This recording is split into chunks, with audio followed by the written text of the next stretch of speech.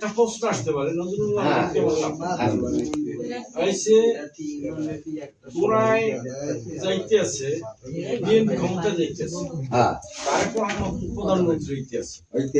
তাই এখানে যদি আমরা বিএনপির প্রার্থী জয়যুক্ত না করতে পারি তাহলে আমাদের এই এলাকা অবহেলিত থাকবে। আর বিশেষ করে ৯ নম্বরের উপর আমার একটা দাবি আছে যে ৯ নম্বরে যদি আমি সর্বোচ্চ ভোট না দিতে পারি তাহলে ৯ নম্বরের এই রাস্তাঘাট তারপরে কচুরিপানা এই সমস্ত যে বিষয়গুলো লইয়া নজরুল মোল্লার জামু কথা কমু এই কথা তো কোনোই থাকবে না।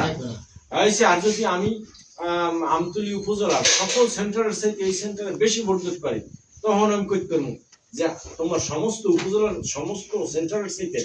এই সেন্টারে বেশি ভোট পাইছে তাহলে তুমি এই এলাকার উন্নয়ন করবে না, এই এলাকার রাস্তা দেবে না, এই এলাকার এই কচুরিপানার সমস্যা সমাধান করবে না,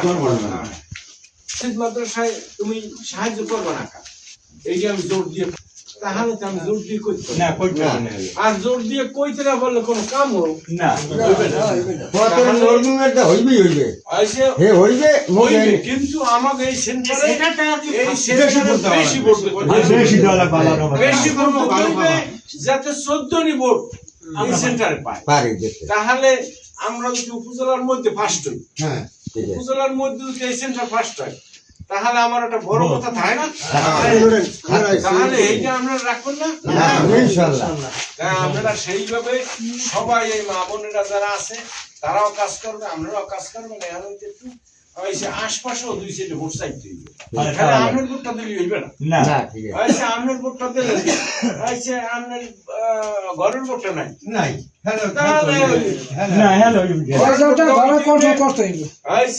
আমার মা বোনের ভোট দেওয়া হইবে, তারপরে আশপাশেও 2 সাইডে ভোট চাইতে হইবে এবং এইভাবে আমাকে এই ৯ নম্বর ওয়ার্ডে কাজটা করতে হইবে। আমার ইউনিয়ন পরিষদ ইলেকশন আমি এইভাবে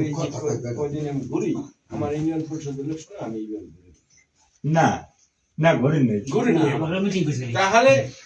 এখন ঘুরি কি জন্য এই এলাকার উন্নয়নের স্বার্থে,